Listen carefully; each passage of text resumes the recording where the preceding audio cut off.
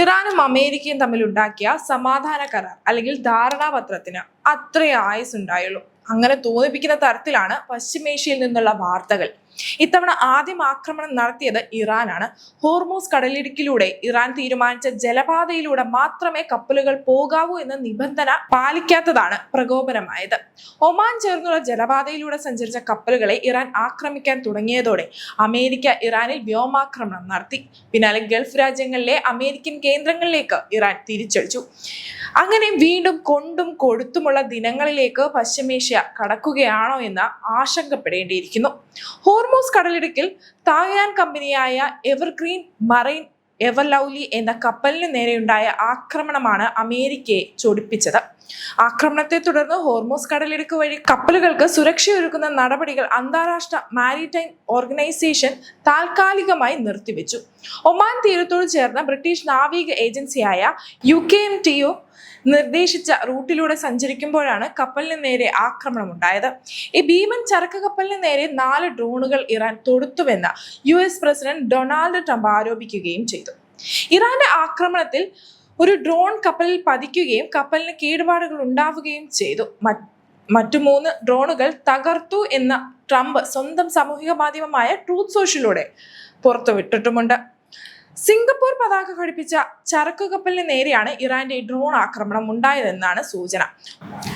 Oman തീരത്തെ ദാഹദീന് തെക്ക് കിഴക്കായാണ് കപ്പലിന് നേരെ ആക്രമണം ഉണ്ടായതെന്നും കപ്പലിന് കേടുപാടുകൾ ഉണ്ടായെന്നും United Kingdom maritime trade operations UKMTO അറിയിച്ചു. ഇറാൻ നൽകിയ റൂട്ടിലൂടെ അല്ലാതെ പോയാൽ ഇൻഷുറൻസോ സുരക്ഷാ ഗ്യാരണ്ടിയോ കിട്ടില്ല എന്ന് ഇറാൻ നേരത്തെ മുന്നറിയിപ്പ് നൽകിയിരുന്നതാണ്. ആക്രമണത്തിന് പിന്നാലെ സുരക്ഷിത നാവിക ഇടനാഴി ഇറാൻ അടച്ചു. ഇതോടെ ഹോർമൂസിൽ വീണ്ടും പ്രതിസന്ധി ഉടലെടുത്തിരിക്കുകയാണ്. ഡ്രോൺ ആക്രമണത്തിന് മറുപടിയായി ഇറാന്റെ മിസൈൽ ഡ്രോൺ കേന്ദ്രങ്ങളിൽ ആക്രമണം നടത്തിയതായി അമേരിക്കയുടെ സെൻട്രൽ കമാൻഡ് അഥവാ സെൻകോം അറിയിച്ചു. ഇറാനുമായുള്ള കരാർ പൂർണ്ണമായും പാലിക്കുന്നുണ്ടെന്ന് ഉറപ്പാകുന്നതിനും വാണിജ്യ കപ്പലുകളുടെ സുരക്ഷിതമായ കടന്നുപോകലിനെ പിന്തുണയ്ക്കുന്നതുമായി US സൈന്യത്തെ വിന്യസിച്ചിരിക്കുന്നത് തുടരുമെന്നും സെൻകോം പറയുന്നു. അമേരിക്കൻ ആക്രമണത്തിന് പിന്നാലെ ഗൾഫ് രാജ്യങ്ങളിൽ അമേരിക്കൻ സൈനിക കേന്ദ്രങ്ങളിൽ ഇറാൻ ആക്രമണം നടത്തി. ഇക്കാര്യം ഇറാന്റെ ഇസ്ലാമിക റവല്യൂഷണറി ഗാർഡ് കോർപ്സ് അറിയിച്ചിട്ടുമുണ്ട്. മേഖലയിൽ ഉടനീളം US സൈനിക വിന്യാസമുള്ള നിരവധി ലക്ഷ്യമിട്ടതായും കൂടുതൽ ആക്രമണം നടന്നതിന് എതിരെ വാഷിംഗ്ടണിൽ മുന്നറിയിപ്പ് നൽകിയതായും IRGC വ്യക്തമാക്കുന്നു. ആക്രമണം ആവർത്തിച്ചാൽ പ്രതികരണം ഇതിനേക്കാൾ വിശാലവും ശക്തവുമായിരിക്കുമെന്നാണ് IRGCയുടെ മുന്നറിയിപ്പ്. വെടിനിർത്തലിന്റെ ലംഘനമാണ് അമേരിക്ക നടത്തിയതെന്ന് ഇറാൻ പാർലമെന്ററി ദേശീയ സുരക്ഷാ സമിതിയുടെ തലവൻ ഇബ്രാഹിം അസീസി ആരോപിച്ചിട്ടുണ്ട്. അമേരിക്കൻ പ്രസിഡന്റ് ഡൊണാൾഡ് ട്രംപ് ചർച്ചയുടെ തത്വങ്ങളോടോ വെടിനിർത്തലിനോടോ തനിക്ക് പ്രതിബദ്ധതയില്ല എന്ന് തെളിയിച്ചു എന്നും ഇബ്രാഹിം അസൈസി പറയുന്നു. അമേരിക്കയും ഇറാനും തമ്മിൽ കൂടുതൽ സംഘർഷം ഉണ്ടാകാനുള്ള സാധ്യതയുണ്ട് എന്ന് തന്നെയാണ് ഈ സംഭവങ്ങളെല്ലാം സൂചിപ്പിക്കുന്നത്. അമേരിക്കൻ വൈസ് പ്രസിഡന്റ് JD വാൻസിന്റെ വാക്കുകളും സംഘർഷം തുടരുമെന്ന സൂചന നൽകുന്നു. സമൂഹ മാധ്യമമായ Xൽ പോസ്റ്റ് അത് വ്യക്തമാക്കുന്നുണ്ട്. ഇറാൻ ഒരു വെടിനിർത്തൽ കരാറിന് ഒപ്പുവെച്ചു, ഞങ്ങൾ അതിനെ മാനിച്ചു, MOയും അങ്ങനെ ഉപയോഗിക്കുന്നു എന്നതിനെ കുറിച്ച് അവർക്ക് അഭിപ്രായ വ്യത്യാസങ്ങളുണ്ട് എങ്കിൽ അവർക്ക് ഫോൺ എടുക്കാം, വിളിക്കാം, എന്നാൽ ആക്രമണത്തെ ആക്രമണം കൊണ്ട് തന്നെ നേരിടുമെന്നാണ് വാൻസും പറയുന്നത്. US ഇസ്രായേൽ സൈനിക നടപടികൾക്ക് ശേഷം ഇറാന്റെ സൈനിക ശേഷി കുറഞ്ഞു എന്ന് ട്രംപ് പറഞ്ഞതും ഇതുമായി കൂട്ടിവായിക്കാം. ഇറാൻ ഇപ്പോഴും കുറച്ച് സൈനിക ശേഷി ഉണ്ട് എന്നും എന്നാൽ അധികമല്ല എന്നുമാണ് ട്രംപിന്റെ വിലയിരുത്തൽ. ഇറാൻ ഇന്ന് നാവികസേനയോ വ്യോമസേനയോ റഡാറോ ഉൽപാദന ശേഷിയോ ഇല്ല. അവരുടെ ഡ്രോൺ ശേഷി 82%, മിസൈൽ ശേഷി 80%, റോക്കറ്റ് ലോഞ്ചറുകൾ 90% എന്നിങ്ങനെ കുറഞ്ഞു.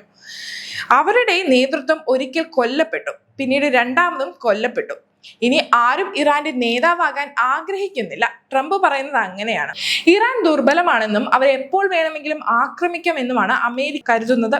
അതിനിടെ ഹോർമൂസിന് നേരെയുള്ള സൈനിക സംഘർഷം അവസാനിപ്പിക്കാൻ അമേരിക്കയ്ക്കും ഇറാനും ഇടയിൽ നേരിട്ടുള്ള ആശയവിനിമയ സംവിധാനം നിലവിൽ വന്നതായി അമേരിക്ക അറിയിച്ചിട്ടുണ്ട്.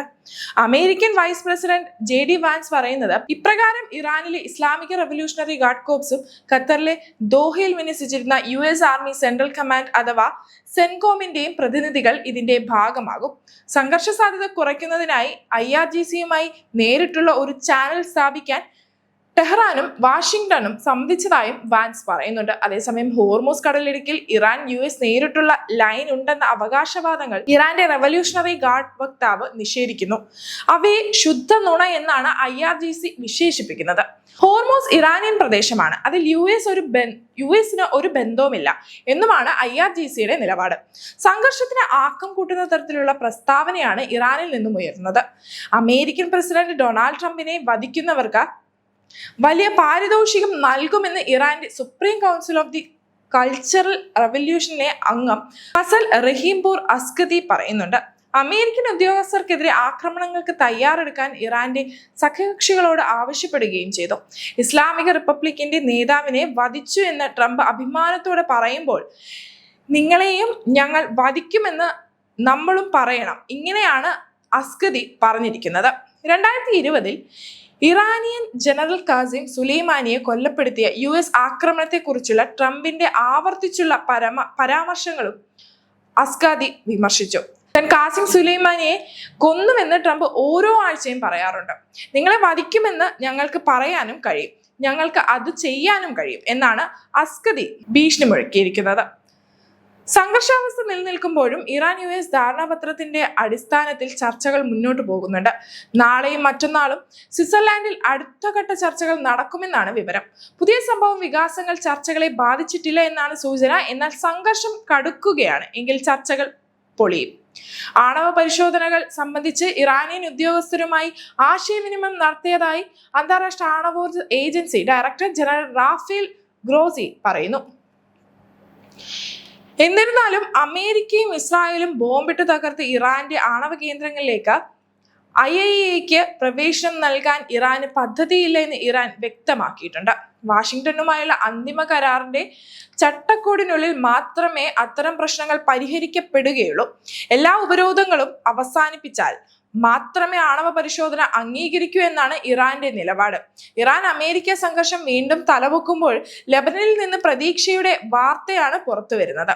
5ാം റൗണ്ട് നയതന്ത്ര ചർച്ചകൾക്ക് ശേഷം വെടിനിർത്തലിനായുള്ള ഒരു ത്രികക്ഷി കരാറിൽ ഒപ്പുവെച്ചു. US, ഇസ്രായേൽ, ലെബനൻ എന്നീ രാജ്യങ്ങളാണ് കരാറിലെ കക്ഷികൾ.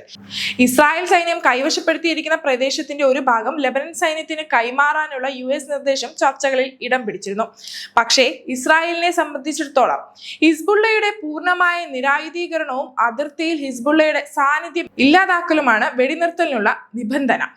ഇസ്രായേൽ പ്രധാനമന്ത്രി ബെഞ്ചമിൻ നെതന്യാഹു കരാറിനെ ഇസ്രായേലിന്റെ തന്ത്രപരമായ വിജയമായി വിശേഷിപ്പിച്ചു. ഹിസ്ബുള്ളയെ നിരായുധീകരിക്കുന്നത് വരെ തെക്കൻ ലെബനനിലെ ഇസ്രായേൽ സൈന്യം തുടരുമെന്നും നെതന്യാഹു പറയുന്നുണ്ട്. ലെബനന്റെ പരമാധികാരം പുനഃസ്ഥാപിക്കുന്നതിനുള്ള വ്യക്തവും ഘടനാപരവുമായ ഒരു പ്രക്രിയയാണ് കരാർ എന്നാണ് അമേരിക്കൻ വിദേശകാര്യ സെക്രട്ടറി മാർക്കോ റൂബിയോ പറയുന്നത്. ഇസ്രായേൽ ലെബനൻ കരാറിന്റെ പ്രതീക്ഷയുടെ നിമിഷം എന്നാണ് UAEയുടെ മാനുഷിക മേധാവി ടോം ഫ്ലെച്ചർ വിശേഷിപ്പിച്ചത്. എന്നാൽ കരാറിനെ തള്ളുകയാണ് ഹിസ്ബുള്ള ചർച്ചകളിൽ തങ്ങൾ ഇല്ലാതാവുമെന്നും ലെബനൻ സർക്കാർ ഏകപക്ഷീയമായ നടപടിയാണ് ഇതെന്നും ഹിസ്ബുള്ള നേതാവ് ഫസൽ ഫദല പറയുന്നുണ്ട്.